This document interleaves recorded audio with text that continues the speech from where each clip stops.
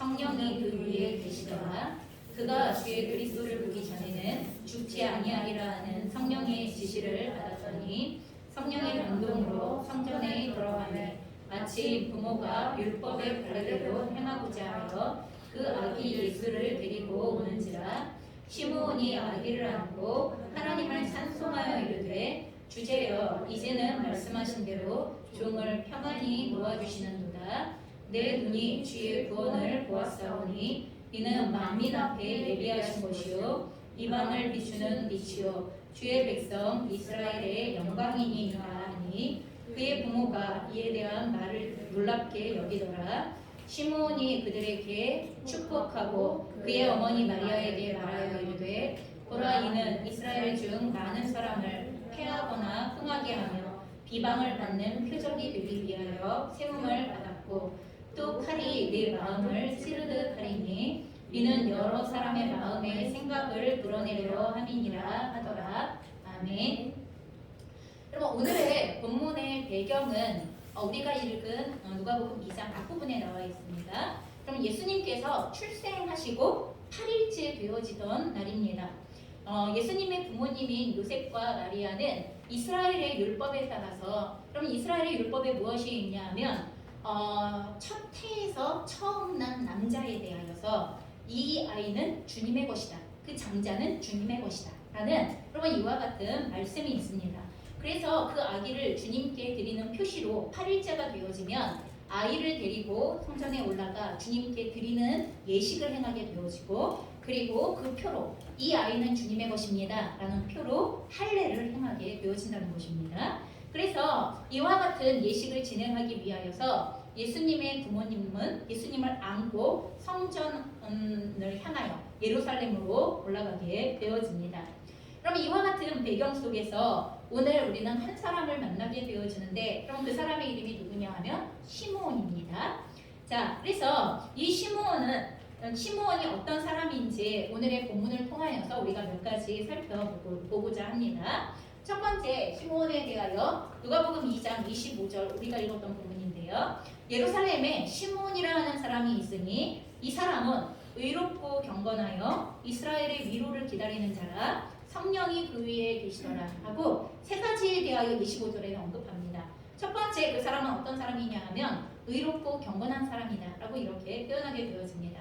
여러분 하나님이 보실 때 의롭고 경건한 사람은 어떤 사람이냐 하면요 의로운 사람은 하나님의 말씀을 진정으로 사랑함으로 그 말씀을 따라 순종하기 위하여 몸부림치는 사람을 우리가 의로운 사람이다라고 이렇게 언급하게 되어집니다. 여러분 그냥 착한 일을 행하는 사람이 아닙니다. 자신이 생각하기에 내가 생각하기에 착한 일을 행하는 사람이 의로운 사람이 아니라 하나님을 사랑함으로 그 말씀을 따라 순종하기 위하여 하나님과 올바른 관계를 위하여서 날마다 순종으로 나아가는 이 사람들을 우리가 의로운 사람들이라고 말한다는 것입니다. 여러분 예수님 당시에 예수님께서는 서기관과 바리새인들의 의를 비웃으시고 비난하셨던 것에 대하여 우리는 알고 있습니다. 그럼 그 바리새인과 서기관들의 의는 사람들이 볼 때 외형적으로 사람들이 볼 때 어떻게 저렇게 하나님을 열심히 섬기나? 어떻게 저렇게 헌신적으로 하나님을 섬기나? 이렇게 보여질 수 있는 의를 가지고 있는 사람들이라고 일컬어졌었던 평가되어졌었던 사람들임에도 불구하고 하나님께서는 그들의 의에 대하여서 오히려 비웃으셨죠. 왜 그렇습니까? 그들의 의는 사람에게 보이기 위한 쇼이기 때문에 그렇습니다. 여러분 대상이 하나님을 향하고 있지 않습니다. 하나님을 향하고 있는 것 같은 종교적인 형식을 취하고 있지만 사실은 사람들에게 보이기 위함이며 사람들에게 인정받기 위함이며 사람들에게 평가받기 위한 관점의 의의 모습처럼 보이는 쇼를 행하고 있었다는 것입니다. 그래서 주님 예수님께서는 그 바리새인들과 서기관들에 대하여서 굉장히 그들의 겉모양에 대하여 겉모습의 열심인 모습들에 대하여 헌신인 모습들에 대하여 그것이 거짓이고 가짜이다라고 이렇게 말씀하시게 되어집니다. 여러분 모든 그리스도인은 예수님으로 인하여 예수님을 영접함으로 인하여 거듭나게 되어지고 하나님 앞에서 의롭다 칭함을 받는 존재들입니다. 여러분 우리가 죄를 더 이상 짓지 않아서가 아니라 지금까지 지었던 모든 죄에 대하여 예수님께서 대신 속하여 주셨음에 대한 그 믿음을 그 역사를 우리가 믿기 때문에 그 예수님의 행하심을 믿기 있기 때문에 우리가 그것을 믿음으로 인해서 하나님은 이제 너는 죄가 없다, 너는 의롭다, 이렇게 의롭다 칭함을 받는 거죠. 여러분, 그러면 이 의롭다는 칭함을 받는 걸로 끝나는 거냐 하면 아니죠. 우리가 하나님 앞에서 입어야 할 의는 거듭날 때에만 필요한 것이 아니라, 거기서 멈추는 것이 아니라 지속적으로 하나님을 사랑하며 지속적으로 그 말씀을 사랑하여 순종하는 삶으로 이어지기 시작하는 게, 그게 하나님 앞에서 의로운 삶의 내용입니다. 하나님께서 우리를 의롭다고 인치시는 내용이고, 또한 우리가 하나님 앞에서 의로운 자로 살아가는 삶의 방식이라는 것을 그리스도인은 절대로 놓쳐서는 안 됩니다. 내가 의로워졌으니까 다 끝난 거야. 아닙니다. 의로워졌기 때문에 이제 시작되는 것입니다. 의로워졌기 때문에 우리는 지속하여 의로움을 향하여 나아가는 과정이 필요한 것입니다. 그럼 경건하다라는 말은 무엇입니까? 언제나 모든 삶의 영역에서 하나님을 의식하는 태도를 가지고 있다는 것입니다. 여러분, 이건 오늘도 똑같습니다. 우리가 어떤 순간 어떤 상황에서나 거기 하나님이 함께 하시고, 거기 하나님이 다스리시고, 거기 하나님이 계시다는 것을 믿음으로 인하여 하나님 앞에서 어떻게 할 것인가, 내가 이 사건들을 하나님 앞에서, 이 문제들을 하나님 앞에서, 이 상황들을 하나님 앞에서 어떻게 할 것인가, 이 감정들을 하나님 앞에서 어떻게 할 것인가, 여러분, 이렇게 하나님을 의식하는 태도를 가지고 행하는 것을 우리는 경건하다고 말하게 되었습니다. 여러분, 언제나 하나님이 그 마음에 있기 때문에, 자신도 모르는 사이에 자신이 계속 하나님을 의식하고 있기 때문에, 그리고 하나님이 기뻐하시는 것들에 대하여서 선택하고 결정하기 때문에 그 사람은 하나님의 성품을 닮아가게 되었습니다. 하나님의 온전하신 성품들을 닮아가게 되어지고, 그러한 사람들을 밖에 있는 사람들이 볼 때 점점 하나님 같아진다고, 하나님 닮아진다고 이렇게 얘기하기 때문에 그 사람이 경건한 사람이야라고 말할 수 있게 되어지는 것입니다. 그렇기 때문에 이스라엘 백성들에게 있어서 어떤 사람을 의롭고 경건한 사람이다, 여러분, 이렇게 칭한다는 거, 이것은 너무나 아름다운 호칭이죠. 이건 너무나 이상적인 호칭이에요. 정말 하나님 앞에서 정말 대단한 사람이야 하는 것에 대하여서 인정해주는 호칭이, 그가 하나님 앞에 의롭고 경건한 사람이다라는 말인데, 여러분, 이것은 오늘날 그리스도인이 하나님 앞에서 또한 인침받아야 하는 호칭이고, 세상 사람들에게 사실은 인정받아야 하는 내용이라는 것을 우리는 분명히 기억하셔야 할 것입니다. 또한 시므온에 대하여 두 번째 내용은 이스라엘의 위로를 기다리는 사람이다 라는 것에 대하여서 말씀하고 있다는 것입니다. 여러분, 그 당시 이스라엘이 너무나 힘들고 어려운 상황이었기 때문이라는 걸 우리는 어제도 언급한 적이 있습니다. 그 당시 이스라엘은 나라를 빼앗긴 지 400년이 지났어요. 말라기 이후에 400년이 지났습니다. 로마 압제 하에 있으면서 정치적, 경제적으로 억압당하고 수탈당하는 처참한 상황 가운데 놓여져 있었습니다. 도덕과 종교까지 극심한 어둠 가운데 있었던 상황이에요. 그럼 뭐 하나 소망이 보여야 되는데 뭐 하나 소망이 보이지 않는 상황 가운데 놓이게 되어져 있다는 것입니다. 여러분, 예를 들어서요, 그 시대를 가장 깨어서 밝게 비추어야 할, 백성들을 가르쳐야 할, 여러분, 그 임무가 누구에게 있겠습니까?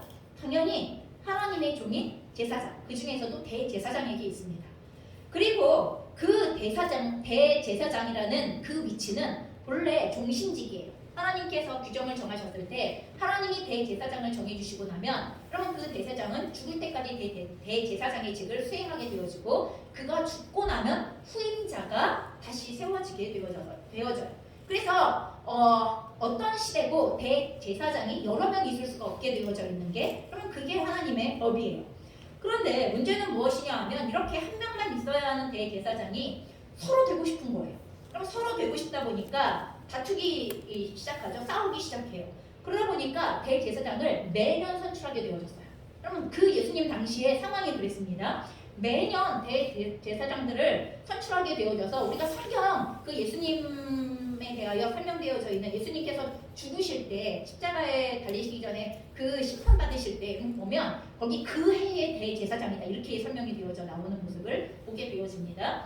그런데 이렇게 매해마다 대제사장이 선출되어지는 상황이 되니, 여러분, 대제사장이 되기 위하여 어떻게 해야 돼요?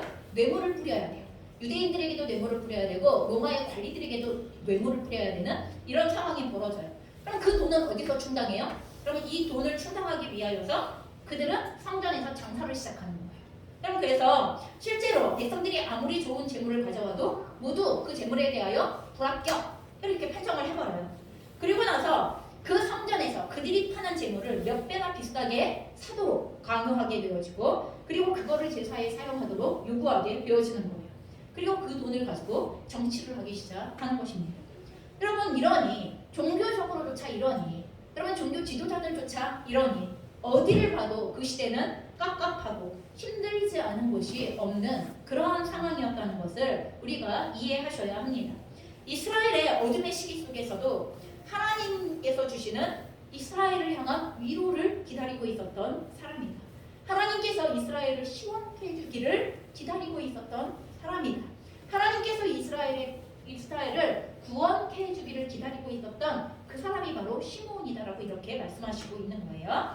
또한 그 사람에 대하여 25절은 성령이 그 위에 있던 사람이다 라고 또 하나의 특징을 언급해주게 되어집니다. 여러분 구약 성경에 성령이 그 위에 있었던 사람들을 찾기가 사실 그렇게 쉽지 않습니다. 구약 성경에서는요 성령이 그 위에 있다? 여러분 우리는 거듭나면 신약시대에는 우리가 예수 그리스도 안에서 거듭나서 하나님의 자녀가 되어지면 우리 안에 성령 하나님께서 거하기 시작하세요. 그렇죠? 하나님의 모든 자녀들 안에 성령 하나님께서 거하기 시작하세요. 하지만 구약은 그렇지 않습니다. 주로 왕, 제사장, 선지자 그러면 이런 사람들이나 특별한 하나님의 명령을 수행하는 사람들이 성령의 임재와 능력을 경험했었던 게 그게 구약 가운데 임했던 성령의 임하심과 역사입니다.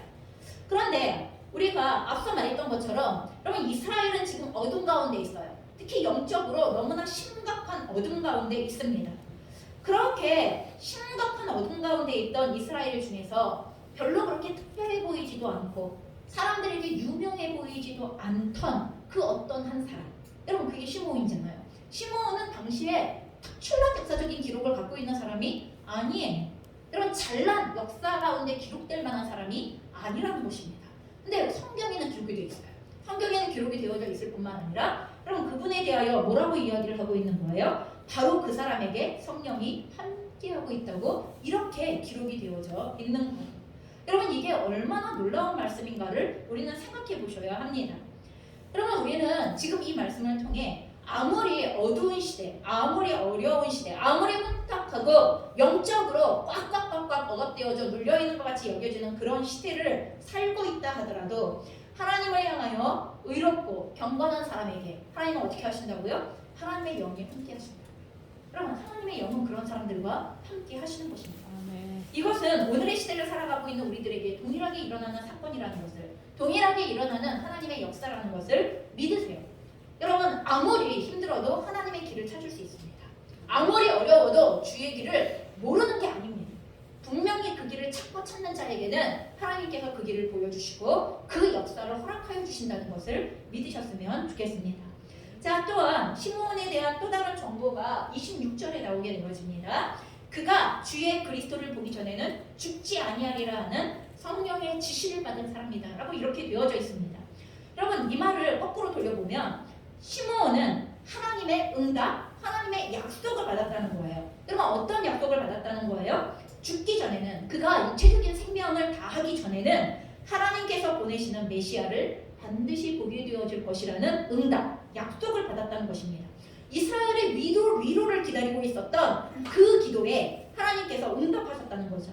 여러분 우리는 그 사람이 받은 기도의 응답을 보면 도대체 그 사람이 무슨 기도를 했을까 하는 것을 우리는 알 수 있어요. 어떤 사람이 하나님의 응답이라고 그 응답의 내용을 기뻐하고 즐거워하는 내용들을 볼 때마다 여러분 그 사람이 그런 기도를 했겠구나. 그 사람은 그런 기도를 했겠구나 라는 것들에 대하여 우리는 당연히 유추할 수 있다는 것입니다. 그런데 그 어둠의 상황 속에 이스라엘의 그 혼탁한 상황 속에 여러분 시므온은 자기의 성공을 구하지 않았어요. 시므온은 자기의 출세를 구하지 않았어요. 시므온은 부자가 되어지기를 구하지 않았어요.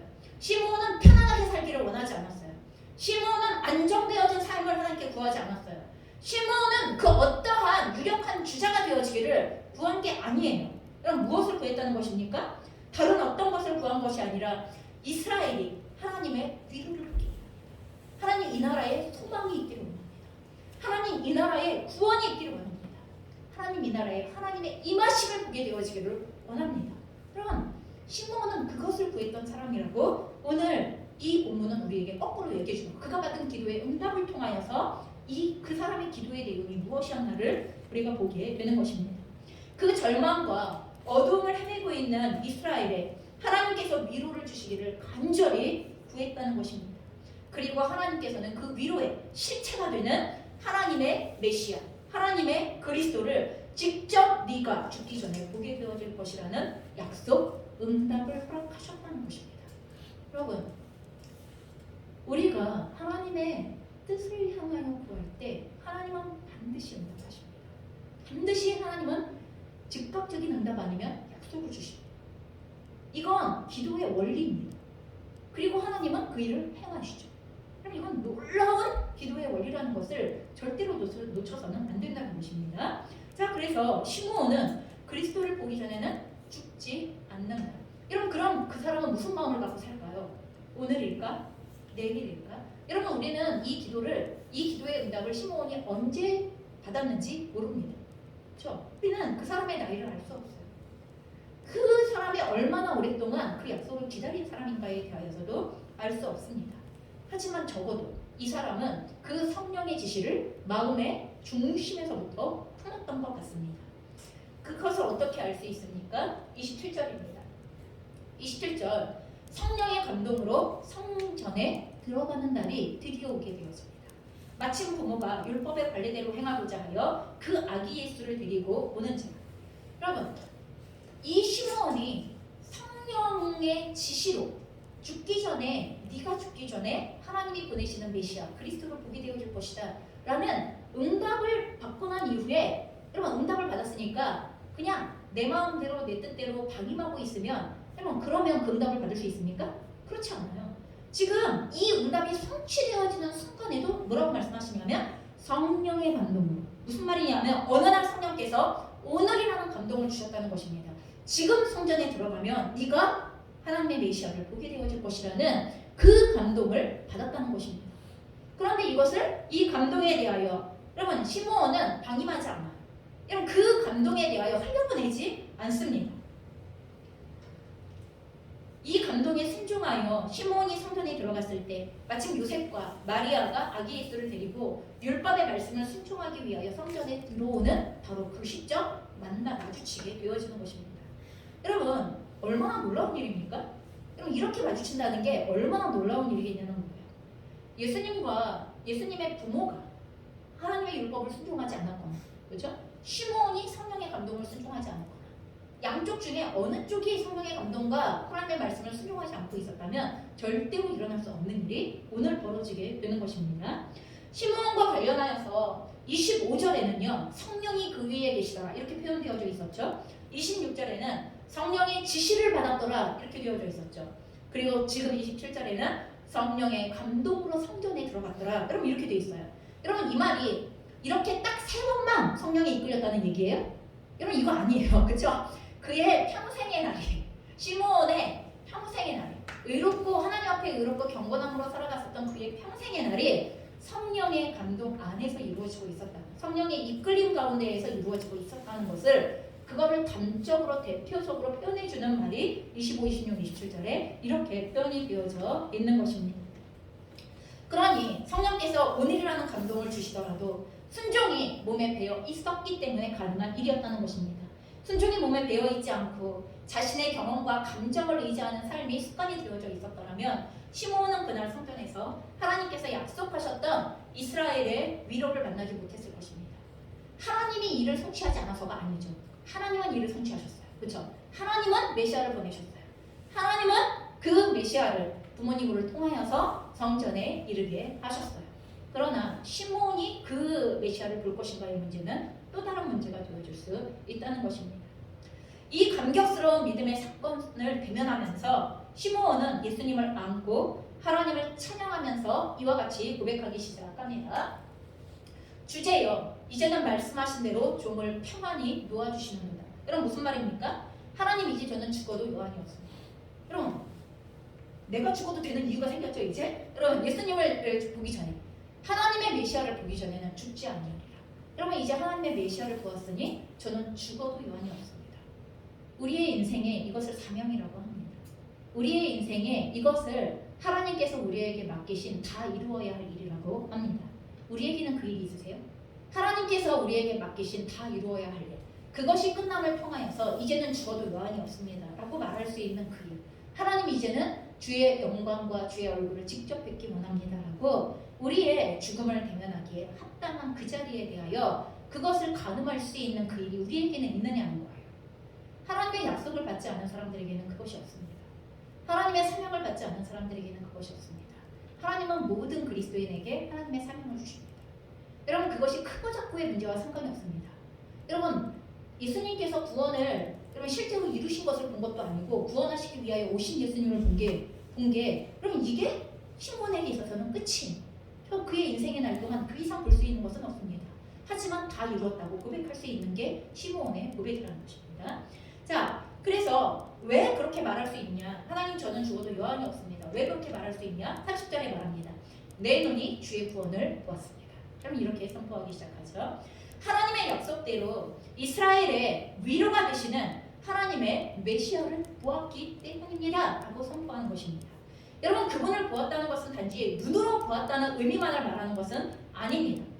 이것은 이스라엘의 위로를 보게 하시겠다는 하나님의 약속이 성취된 것처럼, 여러분, 앞서서 하나님께서 행하신 시므온에게 주셨던 이 약속을 오늘 시므온이 내 눈앞에서 보았던 것처럼 이 아이를 통하여, 이 그리스도, 이 메시아를 통하여 이스라엘의 진정한 위로를 주실, 이스라엘의 진정한 구원을 주실 하나님의 일하심을 믿고 보았다는 것과 같은 의미에 해당되어지는 내용입니다. 그래서 이스라엘 가운데 하나님께서 행하실 구원이 성취되어질 것을 믿는다는 의미인 거죠. 그래서 저는 이스라엘의 위로를 보았습니다 하고 얘기하는 것입니다. 그리고 자신이 안고 있는 예수님이 어떤 분이신가 하는 것에 대하여서 여러분 선포하기 시작합니다. 이게 시므온의 지식일까요? 여러분, 이게 시므온의 지혜일까요? 시므온의 자기 안에서 자기 마음대로 하는 말일까요? 그럴 리가 없습니다. 앞에서 계속 이야기했듯이 이 예수님에 대한 선포조차 이것은 분명히 성령의 감동이었을 것입니다. 그의 모든 삶의 영역이 그려있던 것처럼 이 아기를 안는 순간 이 아기가 어떤 아기인가에 대하여서 그는 성령의 감동 가운데 선포하기 시작합니다. 어쩌면 오랜 시간 하나님과의 기도 가운데에서 내가 보낼 구원자는 이런 자다라고 성령의 교제 안에서 이미 그 내용들을 가지고 있었을지도 모르겠습니다. 하지만 오늘 아기를 데리고 온 부모 앞에서 말하기 시작합니다. 선포하기 시작합니다. 뭐라고 말합니까? 31절의 말씀이죠. 이분은 만민 앞에 예비하신 것이요. 이 일은 만민 앞에 예비하신 것이요. 다시 말해서 이 메시아 구원자이신 예수님은 모든 사람들을 위하여서 하나님께서 예비하신 분이십니다. 여러분, 모든 사람들. 여러분, 제발 제한하지 않으셔야 돼요. 나만, 너만, 우리만 아니에요. 이스라엘 백성들이 이걸 몰랐기 때문에 선민이라는 개념으로부터 절대 벗어나지 못했던 것들을 우리는 답습해서는 안 됩니다. 오늘 메시아, 구원자로 오시는 예수님은 모든 만민들을 위하여 예비되어진 분이시다라고 이렇게 선포합니다. 또한 그분은 32절 이방을 비추는 빛이며 또한 주의 백성 이스라엘의 영광입니다. 이렇게 선포합니다. 여러분, 이방인들을 어둠에서 이끌어내는 빛이신 존재입니다. 죄의 사망의 그 권세, 죽음 가운데로부터 건져내는 유일한 빛이신 존재입니다. 그리고 또한 이스라엘에게는 다른 말로 이야기하면 믿는 자들의 영광이 되시는 분이십니다 라고 이렇게 선포하고 있는 것입니다. 여러분, 예수님을 빛이라고 말하는 이유는 예수님을 통해서만 하나님을 알 수 있게 되었습니다. 여러분, 우리가 눈을 보고 있어도, 시각을 열고 있어도 신기하게 그 사람이 어떤 영과 어떤 마음을 가지고 있느냐에 따라 보는 건 굉장히 제한이 되어집니다. 신기하죠, 정말. 똑같은 걸 봤는데 여러분, 보았다고 말하는 내용이 다 달라요. 무슨 말인지 이해하시죠? 어떤 사람은 절망만 봐요. 어떤 사람은 악만 봐요. 어떤 사람은 태양만 봐요. 근데 어떤 사람은 거기서 소망을 봐요. 어떤 사람은 거기에서 장래의 희망을 봐요. 여러분, 정말 신기한 일들이 벌어져요. 그거 왜 그래요? 여러분, 어떠한 빛으로 보았느냐의 문제예요. 그런데 예수님께서는 모든 이방인들에게 빛이에요. 어떤 빛이냐 하면 하나님을 볼 수 있게 해주는 빛이에요. 하나님이 누구인지 모르는 그들에게 하나님을 볼 수 있게 해주는 빛이에요. 사실 더 나아가서 이스라엘 백성들에게는 자신이 누구인가에 대하여 볼 수 있게 해주는 빛이시기도 해요. 여러분 우리가 예수를 통하여서 나를 볼 때 내가 진짜 나를 보게 되어지죠. 내가 보는 나, 세상 사람들이 보는 나, 그리고 그 어떤 누가 뭐라고 하는 나가 아니라 예수 그리스도를 통하여서만 보는 나. 여러분 그게 진짜 나예요. 하나님이 말씀하시는 나예요. 여러분 그리고 그 예수를 통하여 보는 나는 어떤 존재예요? 하나님의 생명과 맞바꾼 존재이고 하나님이 사랑하시는 존재이고 하나님께서 사랑하셔서 그 아들을 내어주신 존재예요. 여러분 그래서 내가 나의 영광을 말하자면 여러분 내가 갖고 있는 영광이 뭐가 얼마나 대단해요? 여러분 나 스스로에게는 영광이 없어요. 근데 나를 위하여 대신 죽으신 예수님을 볼 때 나의 영광 여러분 주님에게 있는 영광만큼이나 나에게 그와 같은 영광이 있다는 것을 우리는 당연하게 보여줘요. 여러분 이것을 믿으셨으면 좋겠어요. 내가 어떤 존재인가에 대한 정말 주님의 영광이 바로 저의 영광입니다 하는 것에 대하여서를 우리가 믿으실 수 있으면 좋겠다는 것입니다. 그래서 우리가 우리의 영광을 어디서 찾을 수 있습니까? 바로 자신을 구원하기 위하여 이 땅에 오신 나를 구원하기 위하여 이 땅에 오신 예수님의 영광 자체가 나의 영광입니다. 왜요? 그 영광으로 나의 가치를 맞바꾸셨기 때문에. 여러분 그래서 나의 영광을 하나님의 영광과 동등되어짐의 영광으로 여러분 우리는 대면하실 수 있어야만 하는 것입니다. 그 가치에 대하여서. 자 그리고 나서 시므온은 자신의 이 같은 예수님에 대한 선포를 놀랍게 여기는 부모님들에게 그 자녀에 대하여 그 아기를 안고 온 부모님들에게 그 자녀에 대하여 말하기 시작합니다. 이 자녀가 어떠한 존재가 되어줄 것이라고. 34절과 35절의 말씀인데요. 시므온이 그들에게 축복하고 그의 어머니 마리아에게 말하여 이르되 보라 이는 이스라엘 중 많은 사람을 태하거나 상하게 하며 비방을 받는 표적이 되기 위하여 세움을 받았고 또 칼이 네 마음을 찌르다리니 이는 여러 사람의 마음의 생각을 드러내려 함이니라 하더라. 여러분 이게 무슨 말이냐 하면 예수님은 이스라엘 많은 사람들의 마음의 생각을 드러내시는 분이에요. 여러분 그건 모든 사람들의 마음의 생각을 드러내시는 분이라고도 표현할 수 있어요. 여러분 우리가 어떤 사람을 정확하게 알 수 있어요? 아무리 착해 보이는 사람이라도 그 사람의 영혼을 우리가 알 수 있어요? 아무리 또한 악해 보이는 것처럼 보이는 사람이라 하더라도 그 사람의 영혼을 우리가 알 수 있어요? 여러분 우리는 사람의 영혼을 볼 수 있는 존재가 아니에요. 그런데 그 사람의 영혼과 그 사람의 속 마음이 어디에서 낱낱이 드러나요? 주님 앞에 서면 낱낱이 드러나요. 하나님 앞에 서면 그것이 낱낱이 드러나게 되어져 있어요. 아무리 스스로 잘났다 뛰어났다 하는 사람도 하나님 앞에 섰을 때 진짜 그 사람이 뛰어난지 진짜 그 사람이 하나님의 마음에 합한지 그럼 그건 하나님 앞에서 판가름이 나게 되어져 있는 거예요. 여러분 그렇기 때문에 예수님은 많은 사람의 마음의 생각을 드러내심을 통하여서 여러분 그 사람의 인생이 실패인지 성공인지 그 사람의 오늘의 선택이 성공인지 실패인지를 가늠하게 하시는 기준이 되어지시는 중심이 되시는 역할을 하시는 분이시라는 얘기를 하고 있는 거예요. 여러분 우리가 무엇을 근거로 하여서 성공했다 실패했다를 말할 수 있어요? 무엇을 근거로 해서 잘했다 못했다를 말할 수 있어요? 무엇을 근거로 해서 내가 한 일이 옳아 아니면 내가 한 일이 악해 뭘 근거로 해서 말할 수 있느냐는 거예요. 우리의 행위를 가지고 여러분 그 행위 안에 감추어진 동기와 태도까지 있다는 것을 우리는 분명히 아셔야 돼요. 그 사람의 영적인 상태가 있다는 것을 그것 역시도 우리는 알아야 한다는 것입니다. 즉 예수님 앞에 서는 자마다 그 사람의 마음의 생각이 분명하게 드러나게 되어지며 이는 그 사람이 하나님 앞에서 합당한 사람인지 혹은 합당하지 않은 사람인지 그 성공과 실패가 나뉘어지게 되어질 것임에 대하여 선포하는 겁니다. 여러분 우리는 이것을 마지막 날 하나님의 심판대 앞에 서는 날 이 일이 반드시 이루어질 것임에 대하여 알아요. 하지만 예수 그리스도를 영접한 자들에게는 예수 그리스도를 영접함을 통하여 우리의 주요, 우리의 왕이 되시는 그분의 다스리심 앞에서 매일매일 일어나는 일임에 대하여서 또한 우리는 경험하고 있다는 것입니다. 사람들이 생각하는 실패와 성공의 기준은 너무나 여러 가지가 있지만 하나님께서 말씀하시는 실패와 성공의 기준은 예수님을 중심으로 합니다.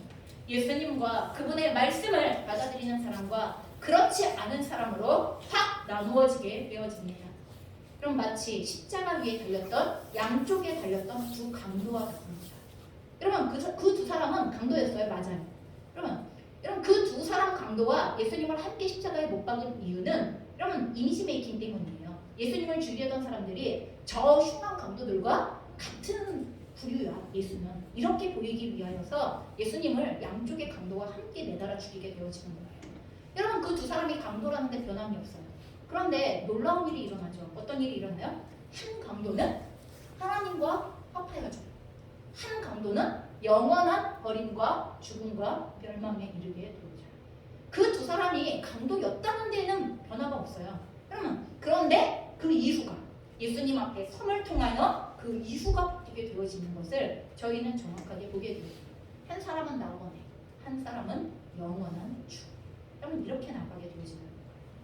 이게 예수님께서 이 땅에 오셔서 예수님을 만나는 모든 사람들을 대면하게 되어 때 일어나는 일이에요. 그래서 성경에서 예수님을 받아들이는 사람에게는 반석이라고 얘기하시고 예수님을 받아들이기를 원치 않고 부담스러워하고 거추장스러워하는 사람들에게는 거치는 돌이라고 말씀하시는 거예요. 예수님은 그 사람을 만나는 사람이 어떤 태도로 예수님을 대면하느냐에 따라 이 양쪽으로 쭉 갈라지게 되어진다는 것을 결코 놓쳐서는 안 된다는 것입니다. 자, 우리가 아는 것처럼 시므온의 이 성령의 감동으로 선포되어진 예언은 예수님의 온 삶을 통하여서 그대로 성취되었다는 것을, 하나님께서 그렇게 하셨다는 것을 우리는 이미 알고 있죠. 우리는 역사를 통하여 그리고 성경을 통하여 시므온의 이 예언이 얼마나 정확하게 여러분 예수님의 삶 전체와 그 이후의 인류의 역사 가운데에서 성취되어지고 있는가를 우리는 분명히 알고 있습니다. 우리는 오늘 성경에 느닷없이 등장하는 것처럼 여겨지는 이 시므온이라는 의롭고 경건하며 하나님의 구원을 기도하고 기다리며 성령에 충만했던 한 사람을 통하여서 하나님께서 일하시는 원리를 대면하셔야 됩니다. 오늘 우리가 시므온을 통하여 보기를 원하는 것은 바로 하나님의 일하심의 원리입니다. 하나님께서는 하나님의 뜻을 간절히 구했던 시므온에게 약속이라는 형태로 응답하셨습니다. 그 약속을 받은 시므온은 자신이 죽기 전에 그리스도를 보게 될 것임에 대한 믿음으로 하루하루를 성령 안에서 순종으로 살아가기 시작합니다. 그 시간이 얼마나 오랜 기다림이었는지 우리는 그 시간을 성경에 기록하지 않고 있기 때문에 알 수는 없지만 시므온은 하나님의 약속을 굳게 믿음으로 그 기간을 하나님과 동행하기 시작합니다. 그리고 하나님의 때에 시므온은 자신이 받았던 약속이 성취되어지는 구체적인 사건을 마주대하게 되어질 뿐만 아니라 그 안에서 하나님께 영광을 돌리며 하나님을 향한 하나님의 메시지를 전하는 통로로서 마지막의 사명을 감당하게 되어집니다. 시므온에게 그러셨던 것처럼 오늘날 나의 삶에 일하시는 하나님의 방식은 다릅니까? 아니요, 절대로 다를 리가 없습니다. 하나님의 일하심은 언제나 동일합니다.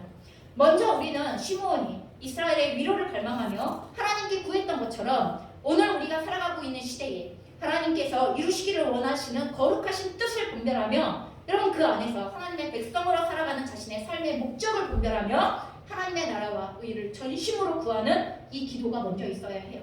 여러분 시므온에게 있어서 이스라엘의 위로를 간절히 구했던 것처럼 우리가 우리의 시대에 하나님의 거룩한 뜻이 이루어질 수 있기를 위하여 우리의 삶이 하나님의 거룩한 뜻의 통로가 되어줄 수 있기를 위하여 여러분 우리는 전심으로 기도하는 것이 필요하다는 것입니다.